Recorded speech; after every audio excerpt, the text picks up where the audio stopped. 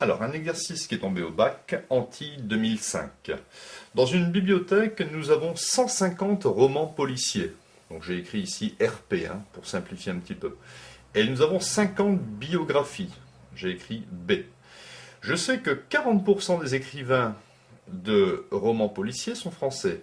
Et 70% des écrivains de biographies sont français. Le lecteur va choisir un livre au hasard parmi 200 ouvrages. Première question, quelle est la probabilité que le lecteur choisisse un roman policier? Deuxième question, le lecteur ayant choisi un roman policier, quelle est la probabilité que l'auteur soit français? Troisième question, la probabilité que le lecteur choisisse un roman policier français est, à vous de trouver la solution. Quatrième question, quelle est la probabilité que le lecteur choisisse un livre d'un écrivain français? Et dernière question, quelle est la probabilité que le lecteur ait choisi un roman policier, sachant que l'écrivain est français? Donc, correction, quelle est la probabilité que le lecteur choisisse un roman policier? Nous avons 150 romans policiers sur un ensemble de 200 ouvrages. Donc je fais 150 divisé par 200 et ça me donne 0,75. Question numéro 2. Le lecteur ayant choisi un roman policier, quelle est la probabilité que l'auteur soit français? Alors je vais l'écrire comme ça. La probabilité que l'auteur soit français, sachant qu'on s'intéresse au roman policier. Eh bien, on sait que 40% des écrivains de romans policiers sont français. Donc là, on a la réponse. La probabilité ici que l'auteur soit français, c'est 40 sur 100, c'est-à-dire 0,4. Troisième question, quelle est la probabilité que le lecteur choisisse un roman policier français? Je vais l'écrire comme ça. Probabilité que le lecteur ici choisisse un roman policier qui soit français. Donc je vais appliquer la formule. C'est la probabilité ici de trouver un lecteur français sachant qu'on a pris un roman, sachant qu'il a pris un roman policier, multiplié par la probabilité ici de roman policier. Alors, ici, cette probabilité, on l'a calculée juste au-dessus, c'est 0,4, multiplié par la probabilité de choisir un roman policier, on l'avait calculé ici, ça faisait 0,75. Donc, on fait ce calcul et on trouve une probabilité de 0,3.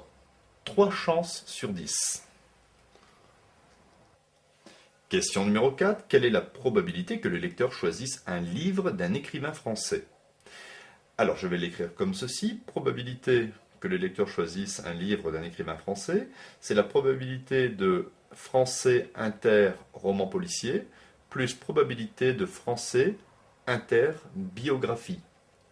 Donc, une biographie écrite par un Français, ou bien un roman policier écrit par un Français. Donc ici, je vais calculer la somme de ces deux probabilités. Donc on obtient cette probabilité ici, probabilité de F inter roman policier, je l'ai déjà calculé, c'est 0,3, et la probabilité de français inter biographie, d'après la formule, c'est la probabilité ici de F sachant biographie multipliée par la probabilité que le lecteur ici lise une biographie. Donc là ça fait 0,3, P de F sachant B, ça fait 0,7 parce qu'on sait que 70% des écrivains de biographie sont français. Donc parmi les écrivains de biographie, il y en a 70% qui sont français.